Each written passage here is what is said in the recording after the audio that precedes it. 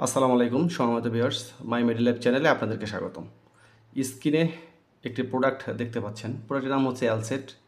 এটি Bangladesh health care pharmaceuticals নামক একটি কোম্পানি দীর্ঘদিন ধরে এই প্রোডাক্টটি বাজারজাতকরণ করে আসছে।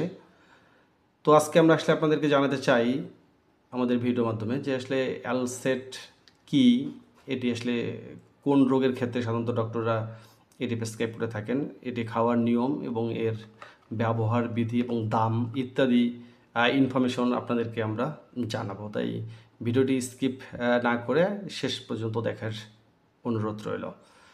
আপনি স্ক্রিনে যে প্রোডাক্টটি দেখতে পাচ্ছেন, প্রোডাক্টের নাম হচ্ছে অ্যালসেট। এটি লিভোসিট্রিজিন ট্রাইহাইড্রোক্লোরাইড গ্রুপের একটি মেডিসিন এবং এটি একটি বিশ্বস্ত মেডিসিন। সাধারণত আমাদের দেশের অধিকাংশ যারা চাইল্ড স্পেশালিস্ট তারা বাচ্চাদের ক্ষেত্রে এই প্রোডাক্টটি লিখে থাকে। তো কোন কোন ক্ষেত্রে ডাক্তাররা বাচ্চাদের ক্ষেত্রে এই প্রোডাক্টটা আপনাদেরকে সাজেস্ট করে থাকে বা প্রেসক্রিপশন করে থাকে আপনাদের বাচ্চাদের জন্য, সেই বিষয়গুলো নিয়ে আমরা একটু আলোচনা করব।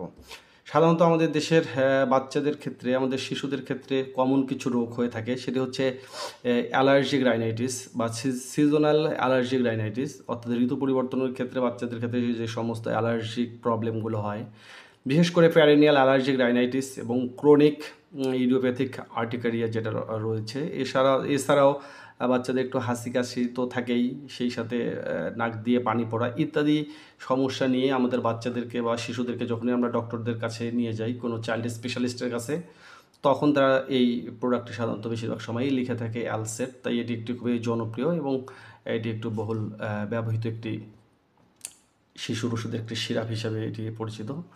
তো আমরা এই মেডিসিনটা কীভাবে কাজ করে একটু যদি আপনাদেরকে জানিয়ে রাখতে চাই। এই প্রিপারেশনটাতে রয়েছে লিভোসিট্রিজিন, আমরা যেটা নিয়ে কথা বলতেছিলাম, ডাইহাইড্রোক্লোরাইড। লিভোসিট্রিজিন হচ্ছে সিট্রিজিনের একটা সক্রিয় লিভো আইসোমার। এটি একটা নতুন এবং খুবই কার্যকারী এবং সুসহনীয় একটা নন সিডেটিং অ্যান্টিহিস্টামিন, যার শক্তিশালী অ্যান্টি অ্যালার্জিক একটা কার্যক্ষমতা রয়েছে এবং এর H1 রিসেপ্টরটার সাথে যুক্ত হওয়ার একটা ক্ষমতা সিট্রিজিনের থেকে দ্বিগুণ থাকে, যার কারণে এই প্রোডাক্টটি খেলে খুব দ্রুত এবং দীর্ঘস্থায়ী একটা সমাধান মিলে। তাই এটি দিনে একবার সেবন করলে হয়, যেটি এই প্রোডাক্টটার সবচেয়ে বড় একটি অ্যাডভান্টেজ, যেটি দিনে মাত্র একবার খেলেই হয়।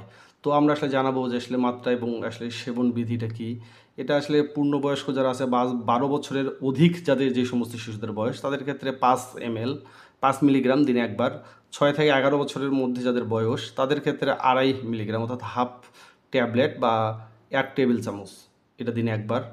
6 মাস থেকে 5 বছর বয়সী যারা শিশু, তাদের ক্ষেত্রে 1.25 মিলিগ্রাম ট্যাবলেটের ক্ষেত্রে, আর হাফ চা চামচ দিনে একবার।